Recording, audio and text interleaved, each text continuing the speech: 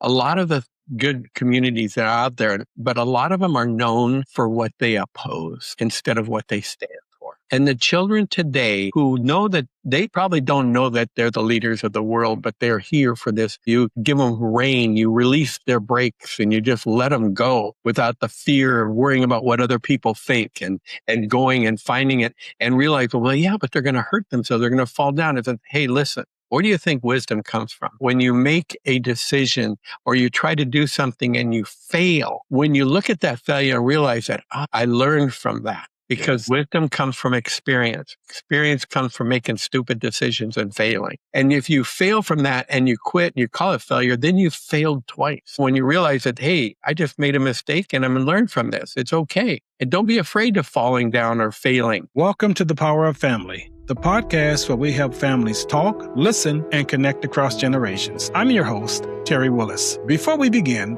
please take a moment to subscribe, share this episode with someone you care about, and leave us a review. Your support helps us reach more families. Today, I'm joined by Roland Thompson, co-creator of Reconnecting and founder of the Heart of the Fathers Foundation. We're talking about how families and communities can become places where people feel safe, heard, accepted, and free to grow into who they are. Good morning, Roland Thompson.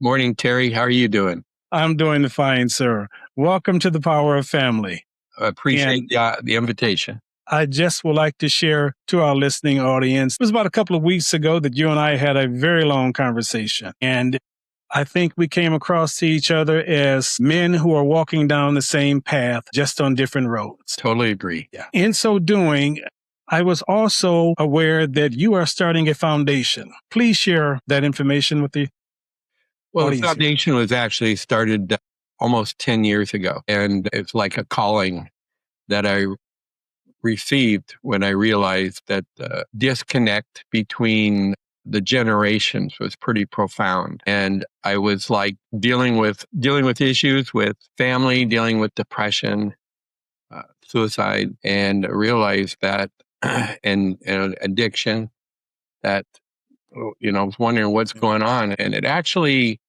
was prompted when I was reading the last two verses in the Old Testament, where it said, we're preparing for the great final day, but it said, before that day, the Lord will bring the prophet Elijah to the heart of the fathers. And I realized that we have a big road ahead to bring those generations together. And I've seen a lot of mistakes that I made as a parent. I see other parents and grandparents were making to actually doing things that disconnected the generations unknowingly. And so that's where that started. Felt like I was working on my doctorate, my master's. And when I started that as a calling, like I said, 8-10 years ago, and I guess I wasn't ready. And God kind of said, you know what?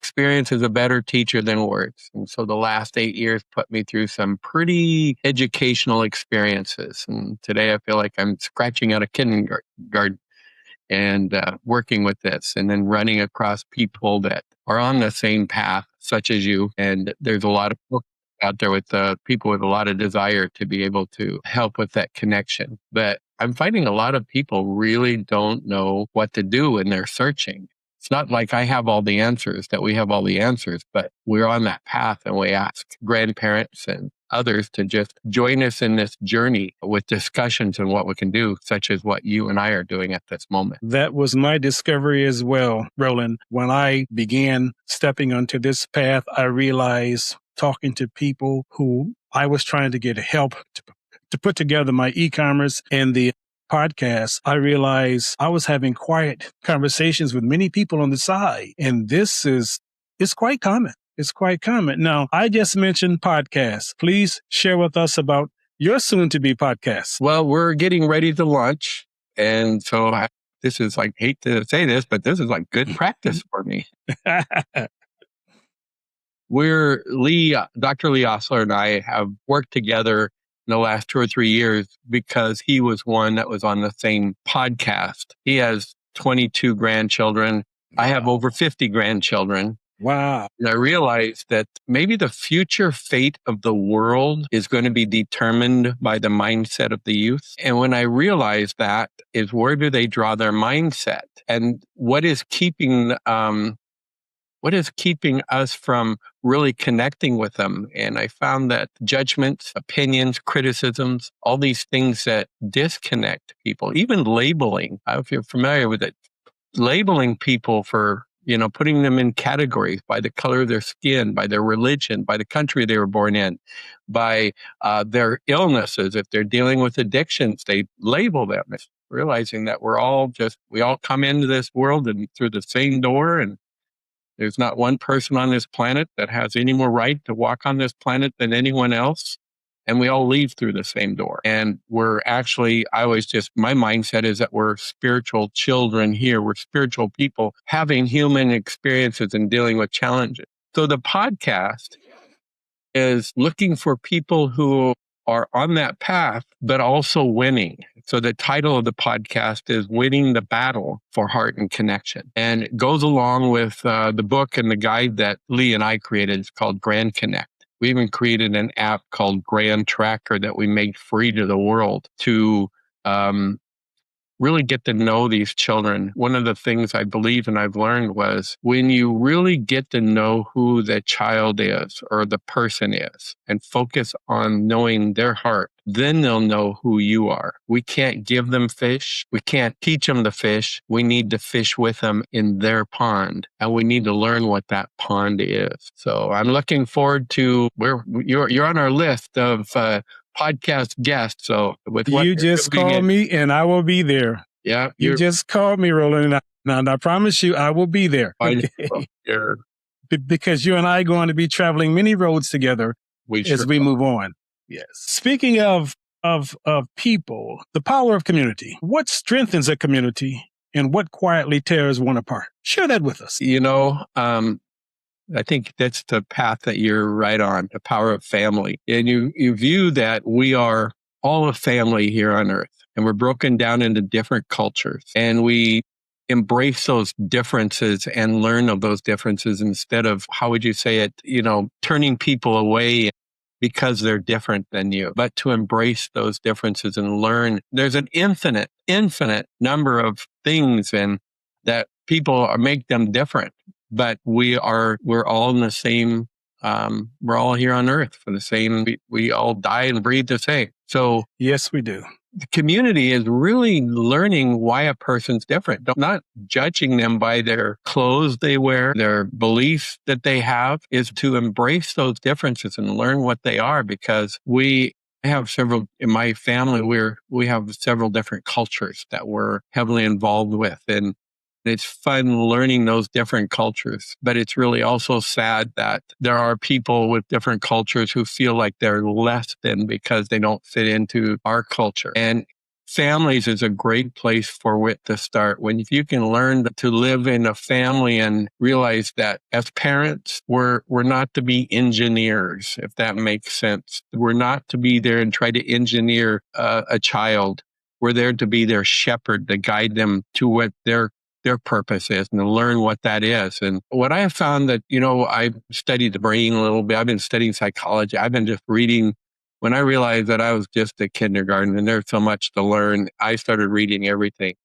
And I realized there's basically two parts to the brain, that I always like to focus. Amygdala, which is at the stem, and the prefrontal cortex. And I really started realizing that a lot of my disconnect that I had, even with my involvement in my family and in my community, was being, how would you say, not connecting, not jiving. It was because of my ego.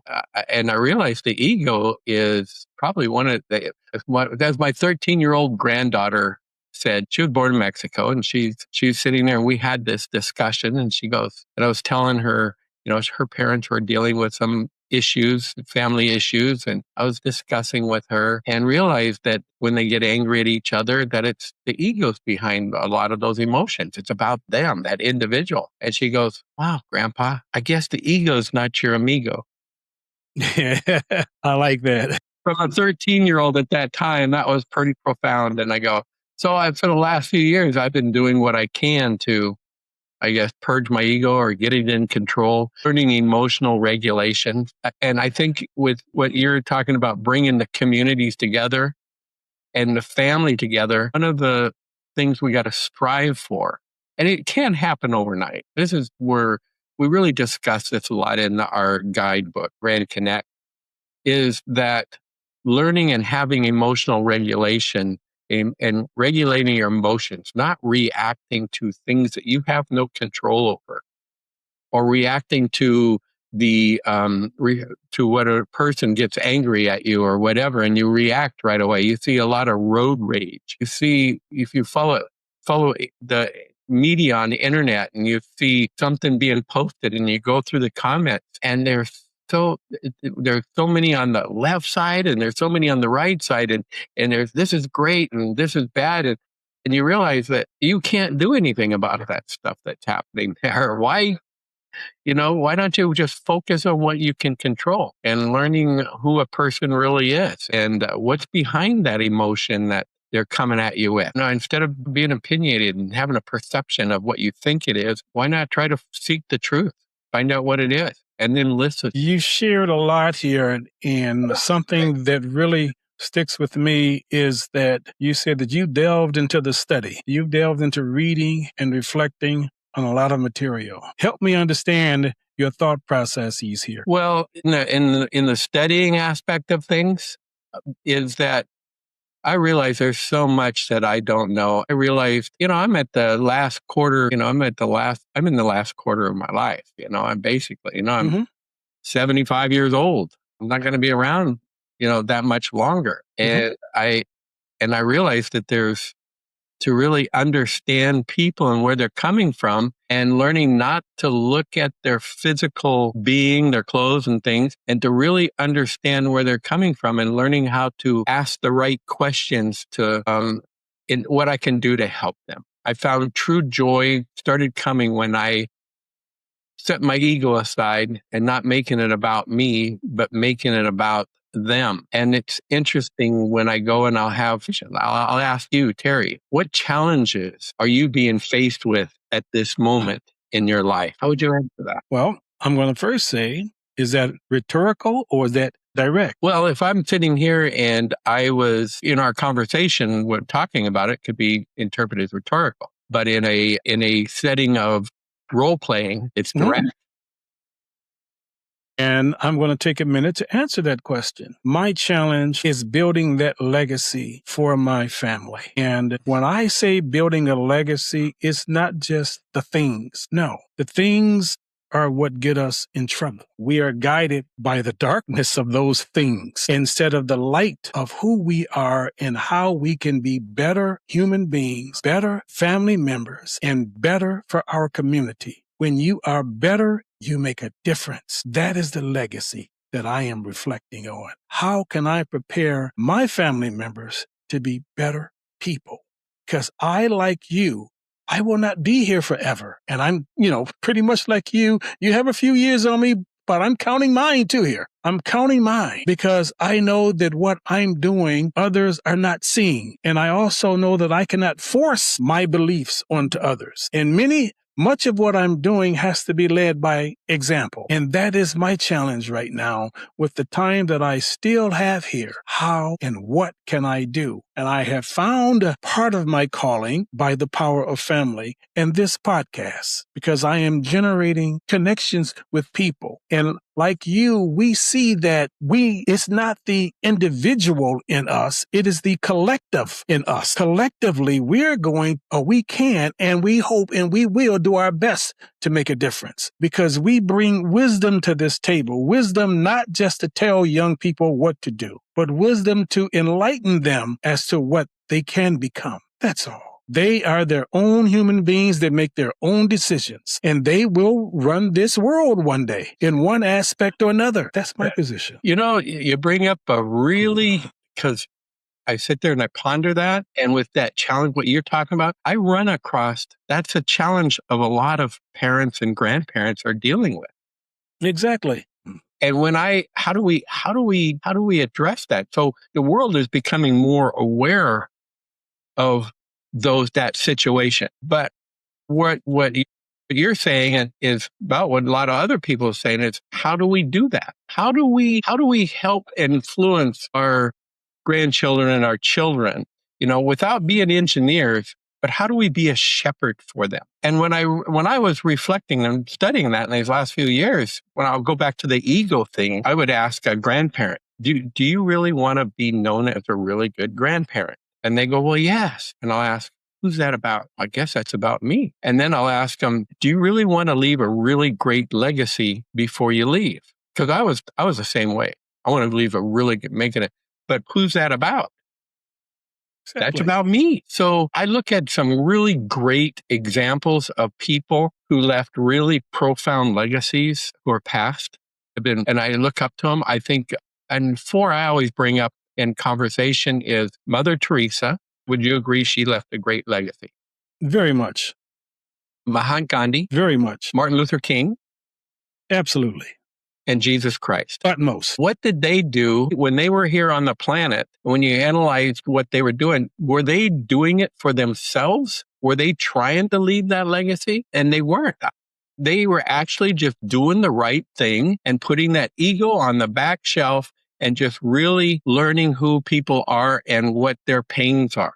We could sit there and make checklists of things to do each morning when we wake up. I'm going to be like Mahatma Gandhi. I'm going to be, everything I do is going to be on peace, no anger.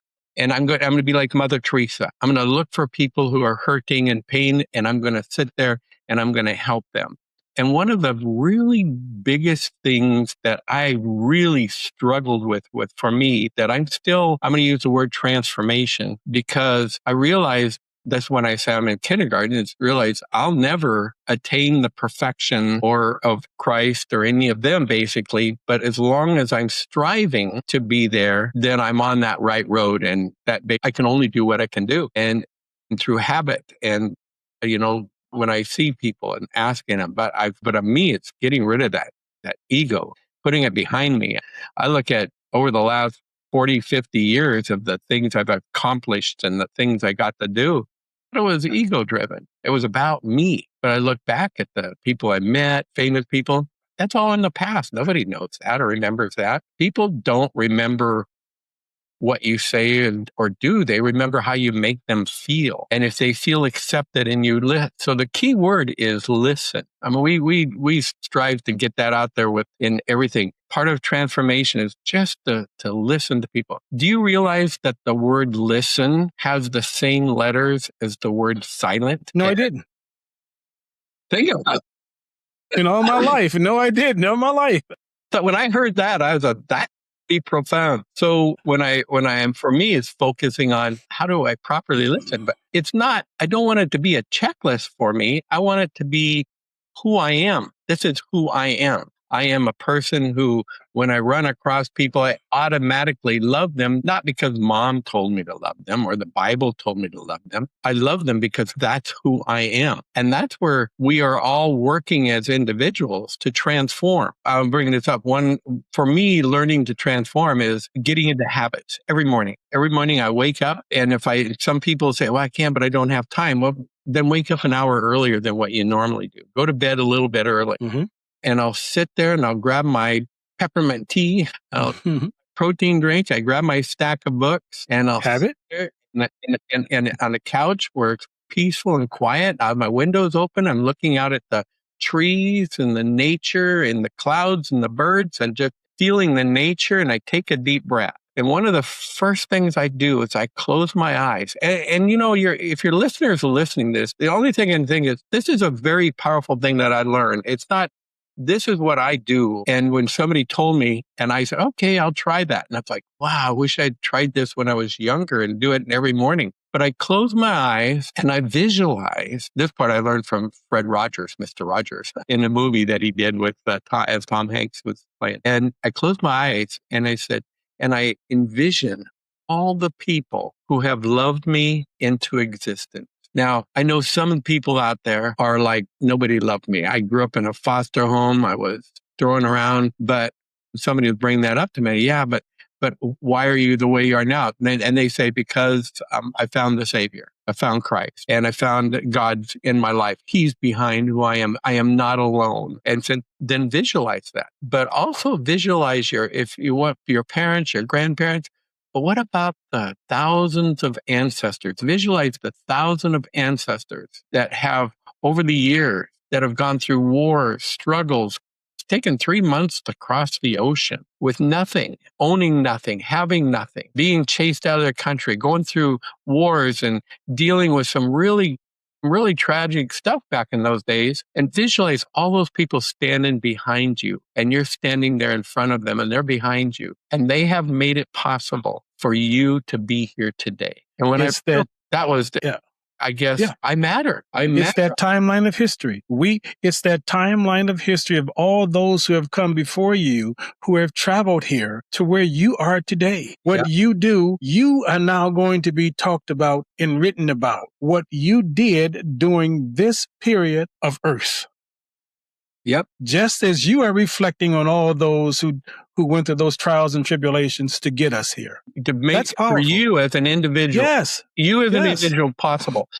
And you bring up a really good point there, because when you are focused on the children, the youth that are in your realm of influence, this could be nephews, nieces, friends of friends, these children that are watching you all the time. And when you realize that they will never do as you say, never. They will only do as you do. And if you're always being that person, now it's like, I always joke with people, and I sit there and one of them, I had people who were, they proclaimed, well, just about any religion that's out there. And I'll ask them, do you believe that God loves every single human being in the world? And a lot of them said, well, yeah.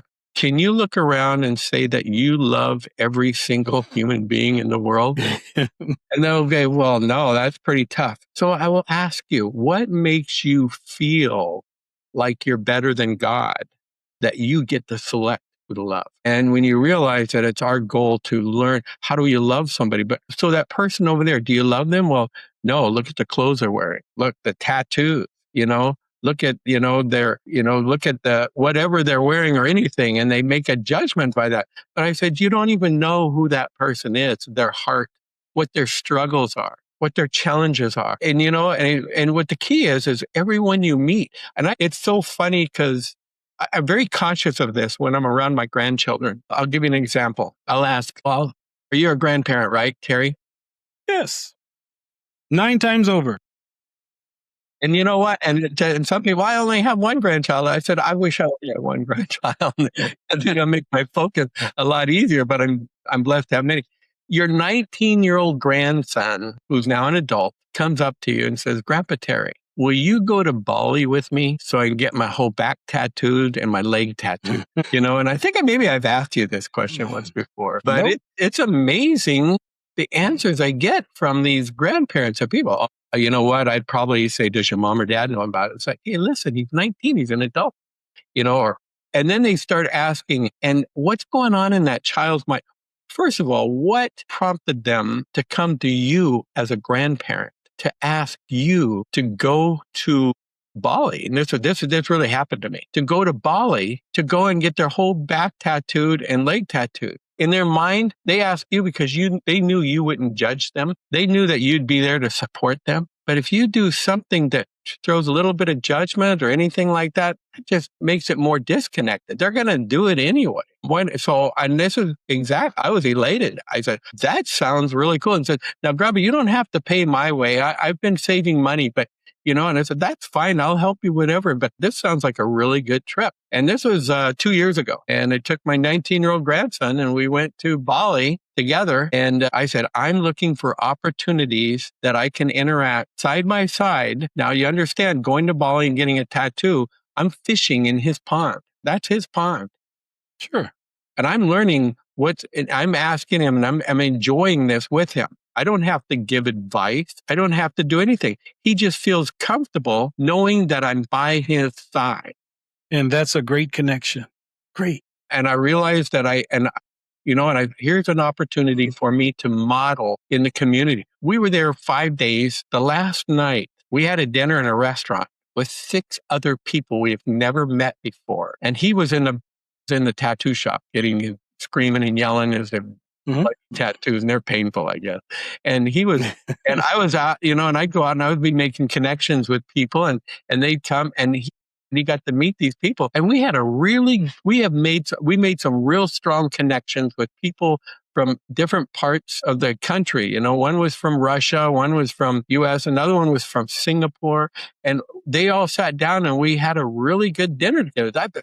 And we felt a love for each other in that short period of time. And the thing is I was able to model that for him. And I realized that, I'll give you another example. Let me tell you another story. One of my granddaughters, we went to Burger King. We drove up to the window. They handed us our bag and I gave it to her. I turned to the person in the window, a young lady there, and I said, "Thank you so much for coming to work today. You have made our life so much easier and we really appreciate you." And I was looking in her eyes, tears. Now, people may think, at first, think that's kind of corny because nobody else is doing that. And I think, well, that's really corny and everything. My grandpa's doing that. But when my granddaughter saw the tears and the young lady looking at me, she goes, "Thank you so much. I didn't think anyone ever noticed me." And I realized the pain that these children are going through. And you have no idea what's going on in their home. And, Terry, with what you're doing, that's where it begins, is with the family, the communities. How do we bring communities together? And we teach them in the family, and we're teaching our kids, and they model that out there. But Roland, this is what we're going to find answers for. It's out here. It is. This is not something that just came from out of the ocean. This is something that has been brewing in society, in communities, in homes, in families. Families, people, they look to others for answers. We have been called upon for that something that we know that we must answer to right now. I will not stop until my last dying breath.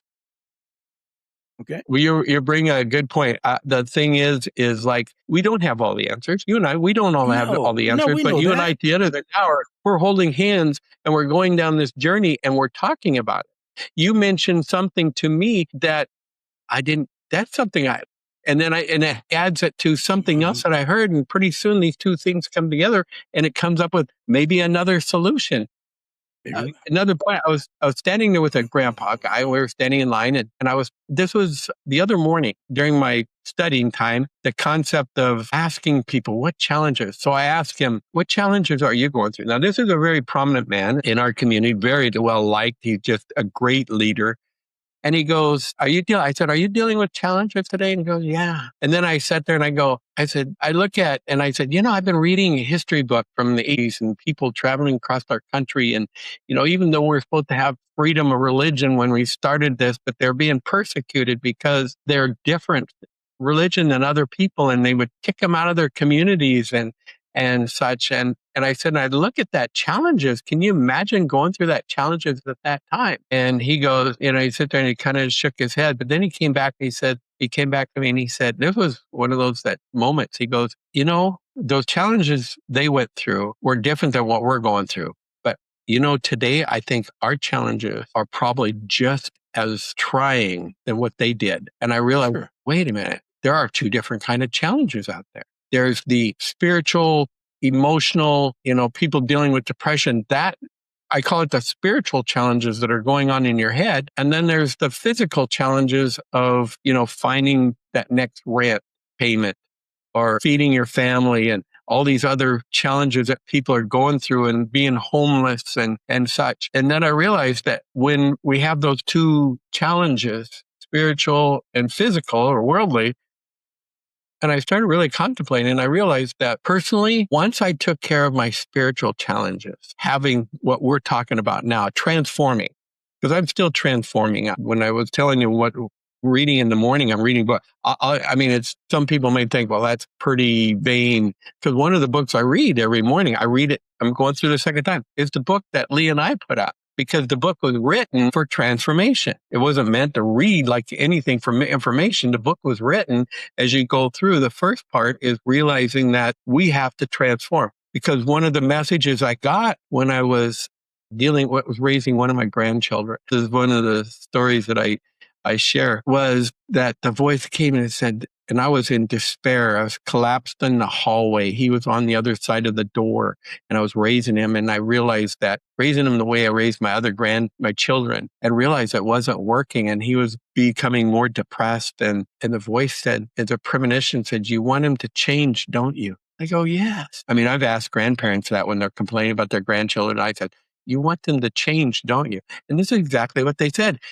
Yes. I don't want them to be out there partying. I want them to change. And the voice said, it's not going to happen. I did not give you the power to change people. I only gave you the power to change yourself so that you can be a light to guide people. And I was sitting out there and I said, just learn who he is, to love him the way I do, without judgment, without opinions, without criticism, without perceptions, and find out what his pond is and what fish with him in it. And when that happened, it was like, I'm going to use a Saul moment for me. If people are familiar with the story of in the New Testament, one of the worst villains in the New Testament was Saul. It was after Christ died, and he was going around and persecuting Christians and having them arrested and everything. And then on the road to Damascus, they go, Saul, why are you, destroying my church? Why are you doing this? And he's like, who is he? And he goes, and he told him I'm Christ. And he had, all of a sudden, he's like, that was a transformation. And pretty soon, the next thing you know, he's out there and people don't believe him. Oh yeah, you look at that. You just had my uncle arrested and now you're out that, and he goes, so he's like, no, you got to act. You can't be out there telling, you've got to. So he transformed. And when I realized that, I started loving my grandson. And it took a few weeks. Pretty soon, the trust started coming back. It's funny. I asked him, I'm a baby boomer. And I said, so what do you want to do with your life when it finally the trust? He said, well, Grandpa, I want to be a professional video game player. Now, you and I, being a boomer, told me that. I'm like, what? I'm playing Pac-Man, Pong, Conky Dog. Yeah.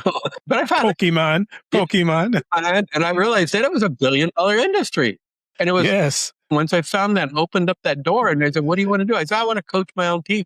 And eventually I just with him and learning about that with him. And it was enjoyable because we were swimming in his pool and we were doing that and me by him. And I seen the excitement in his eyes and things. It didn't take long for him to come out one day of his room. He dropped out of school when we were going through the challenging part, but he went and got a GED on his own. He came up to the room one day and he said, what would you think if I joined the Army? And I'm like, wow, I'm a Navy man. I did 3 tours, Vietnam and an Army guy. And it's like, sure, my life changed because of that. It paid for my education and that community and learning to brotherhood from people from different cultures. There's so much I learned from being in the military that I cherish. And I thought he can do the same thing. And here it is 5 years later, 6 years later, he's in Army intelligence. Now I always joke and I said, that sounds like an oxymoron to me, but, and he's learning different languages and he's just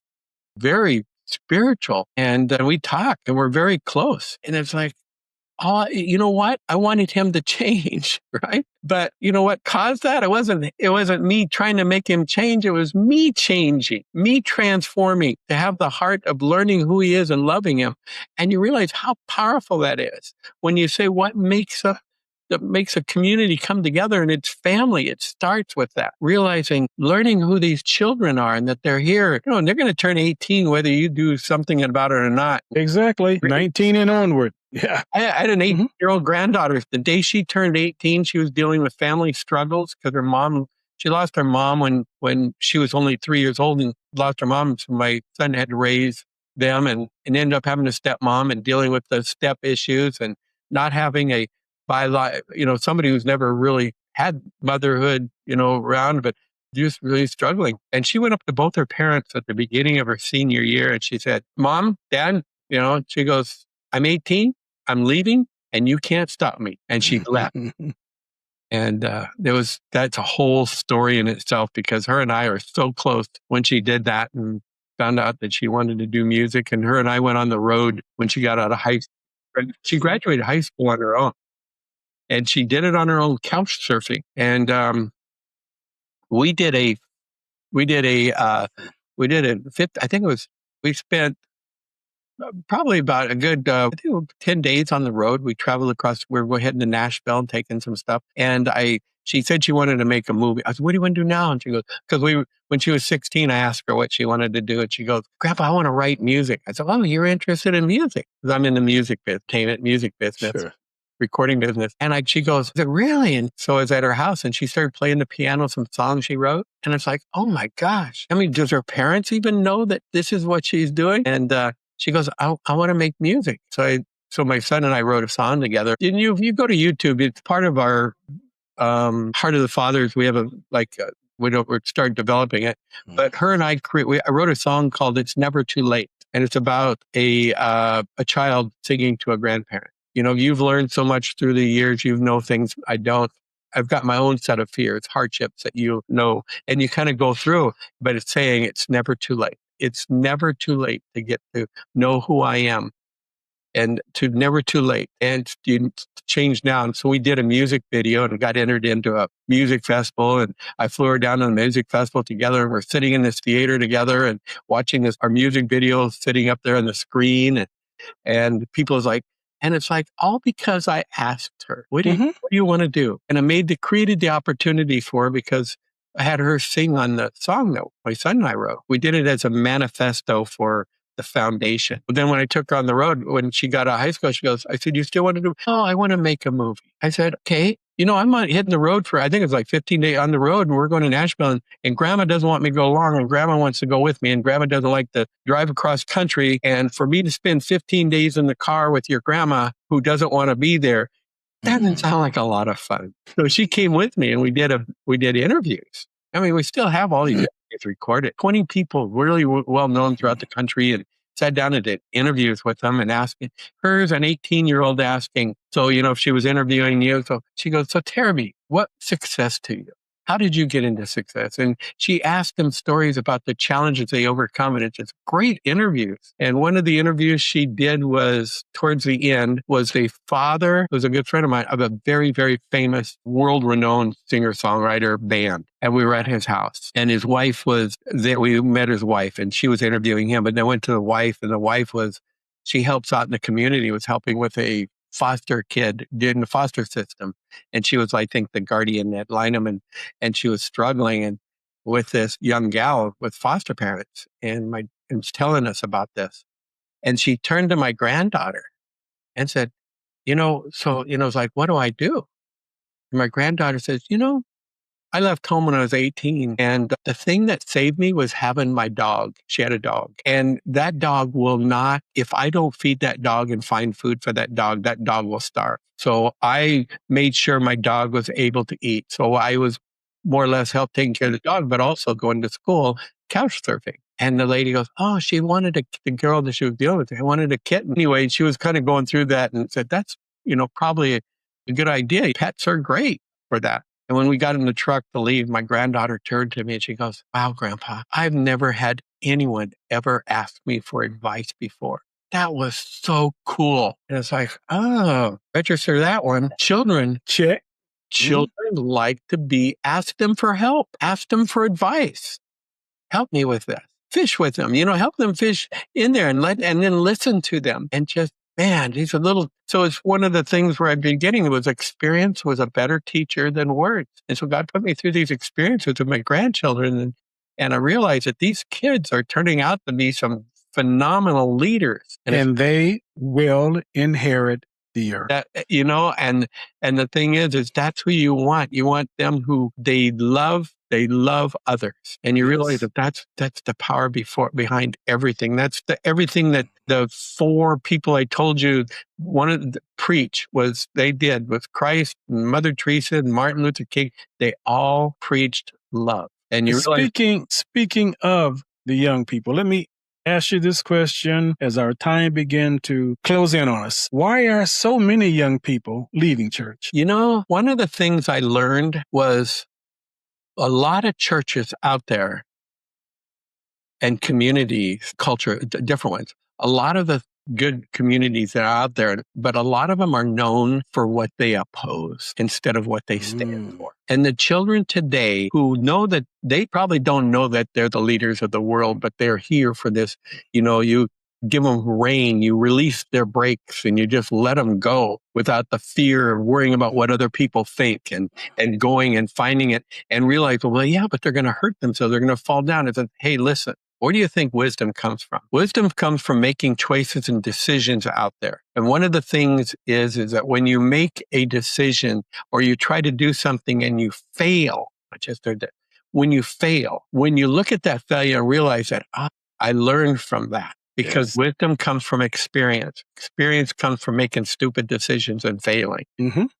And if you fail from that and you quit and you call it failure, then you've failed twice. When you realize that, hey, I just made a mistake and I'm going to learn from this. It's okay. And don't be afraid of falling down or failing. The fear is, I've heard, several different ones, but the ones I like was fantasized experiences appearing real. What's the worst thing that's going to happen? One of my mentors, one of the people that I worked with, I did a book with him. It's Jack Canfield, Chicken Soup for the Soul, but he did success principles. And one of the things that I mirrored with my kids was one of his principles was ask, ask, ask. What? The answers already know if you don't ask.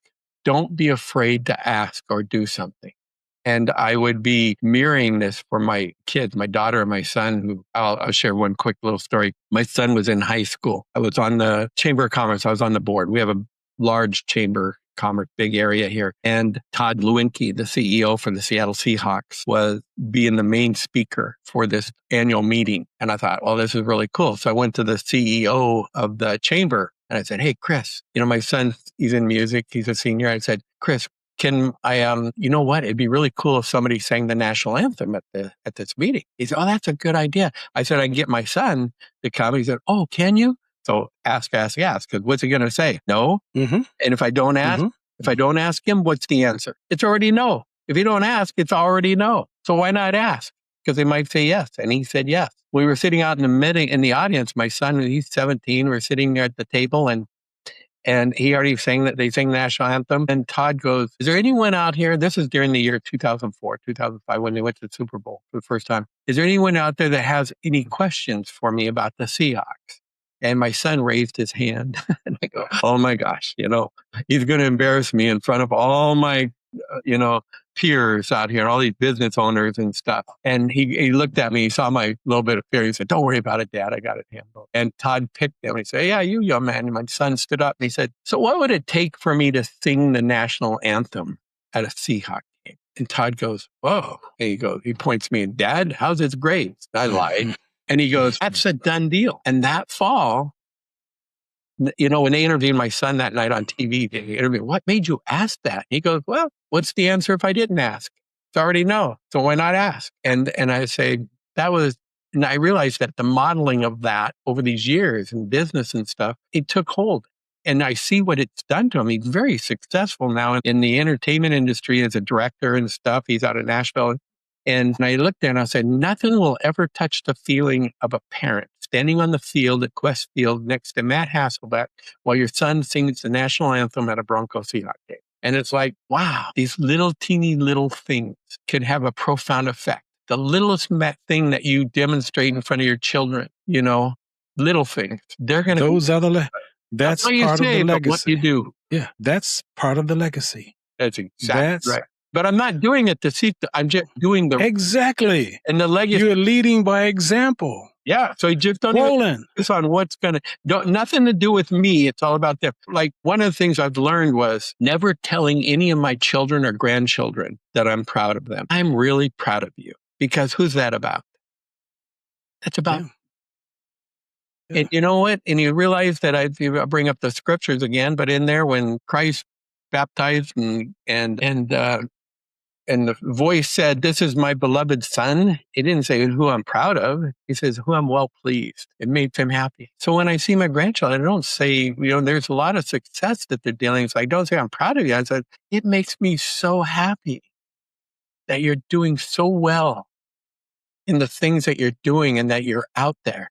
And, it's not about me. People like to make other people happy. It's about helping them. And when they know that I made my grandpa happy doing the right thing, it's not, and so it's kind of, I get pushed. It's profound. I get pushback on that a lot, but it's a mindset. We've got to transform.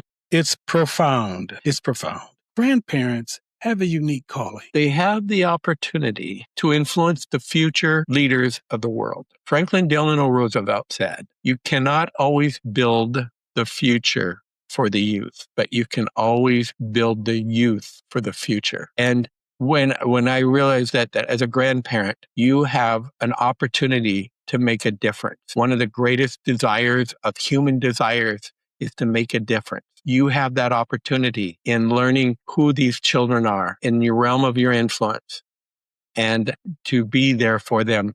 Because if it wasn't for you, some of them wouldn't have anyone see them or know who they are. Exactly. Grandparents have the opportunity to influence the future and making a difference by learning who these young people are and loving them and being there for them.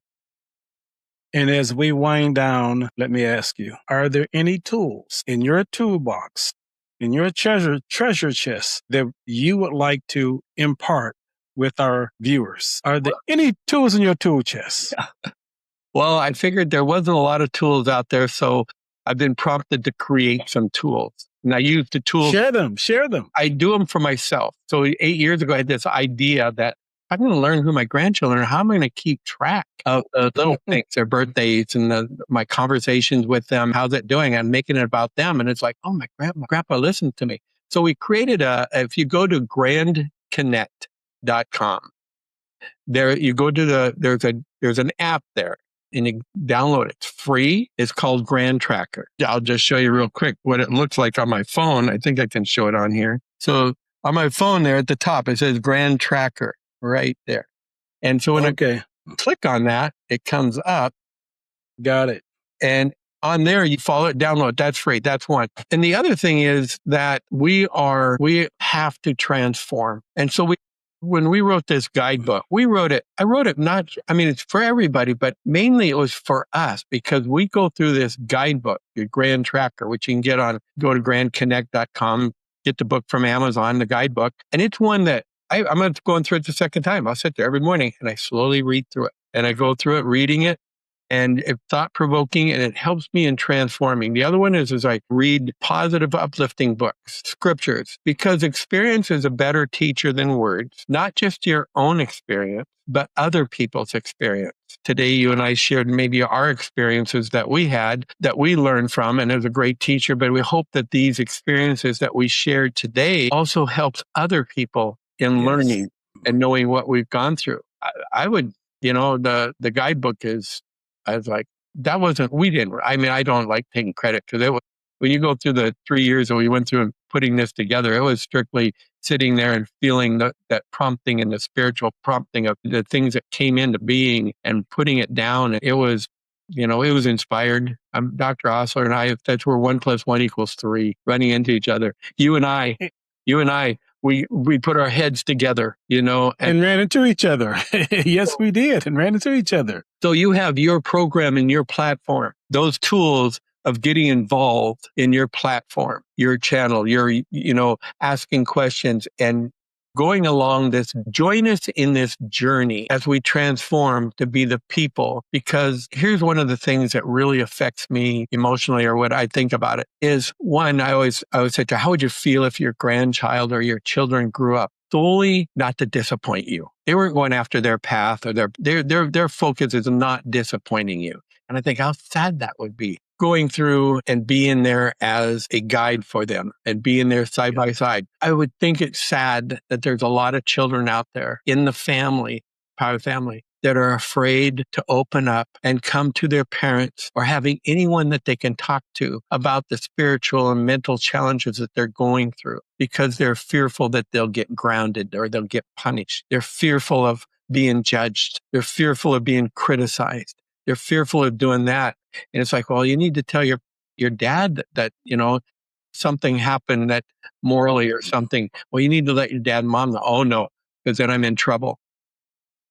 And if someone... How sad is that? Very much so. And if someone wants to reach you or your organization, how do they do this? Well, you go to grandconnect.com and we have links to the foundation, Heart of the Fathers Foundation. When we start launching our podcast, getting involved, people who are winning that battle, we're going to try to create the platform where grandparents can come together and share their wins, things that work for them, because we need that. There's so much out there.